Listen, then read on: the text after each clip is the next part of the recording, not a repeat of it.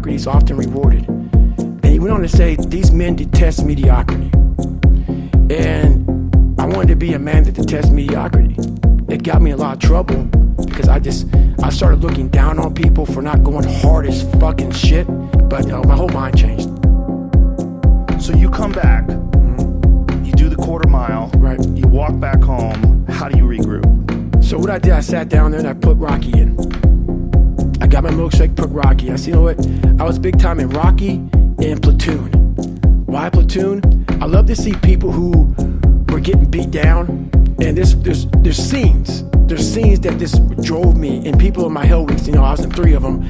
They'd always hear me singing these songs, humming these songs in torturous situations. When everybody's quitting this fucking code, I would be somewhere fucking gone, and somewhere fucking dark as shit.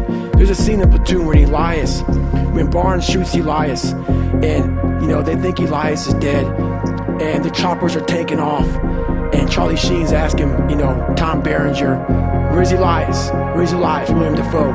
Oh, I found him back there dead somewhere. And through the woods, the Viet Cong is chasing Elias through the woods and they're shooting him in his fucking back. And all he wants to do is get to the fucking chopper. He's getting shot in his back, he's getting up, he's getting shot in his back, he's getting up. And you see this guy just fighting. I love the fucking guy who just fucking fights. And so I put these things in as reminders that you're gonna have to fucking suffer, man. This fucking .25, man, you're gonna have to fucking suffer. To go from this fat, insecure motherfucker to one of the best guys on the planet Earth, this journey is gonna take something that is gonna be incomprehensible to most people. And these different visualizations, it became so nasty and dirty that I almost liked the fact that I went .25. So it became from being defeated to like, man, all right, motherfucker, maybe tomorrow we can go .75. It just became this different mindset. I turned negatives into positives. So I would take it like, who would even think about doing this? So I would sit on my couch saying, who at 297, who can't fucking swim that great, who's scared of the fucking water, would have the fucking balls? Who had the balls to fucking man up, quit a job, and go, and to put everything on himself. So it's how I started talking to myself and put myself in a whole different category, and that would fuel me the next day, and I just kept using that as fuel. No one would do this shit. No one would do this shit. You're the baddest motherfucker around. You're the baddest motherfucker ever lived. I just kept fueling me with the right kind of message that I needed to hear that I was never telling myself. And through time, it became reality.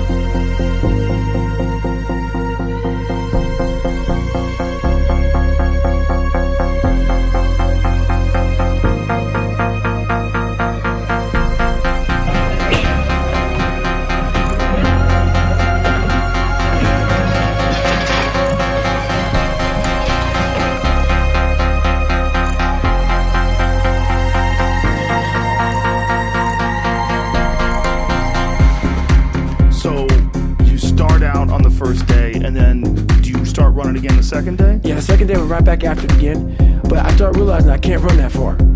So what I did was I became damn near a professional cyclist with the miles I put on the bike. Whenever I watched TV, I had to be doing something, so I was riding the bike. I rode a bike a lot to lose the first initial kind of weight because my bones were just hurting so bad, my body was just broken. And I tried to swim a lot. I wasn't a great swimmer, but putting fins on kind of equalized my body. I wasn't so negative buoyant. So I started fitting a whole bunch. And I spent hours in the pool, trying to get more and more comfortable. Not because I was going underwater. I was so scared of the water that I had to live in the water. I had to become one with the water. So I went to the pool an awful lot. And then the bike got easier. I was able to run more. I went from like 1 mile. 1 mile was a great accomplishment. 2 miles, and then from 2 to 3 was a big one. Then I went from 3 to 6. And then, like, they have a warning order that they give people to get ready for buds. And the whole thing was running 6 miles 5 days a week. And that was my goal. I failed, I go back to scratch. I use some positive motivation. I have like one day where I'm like fucking defeated.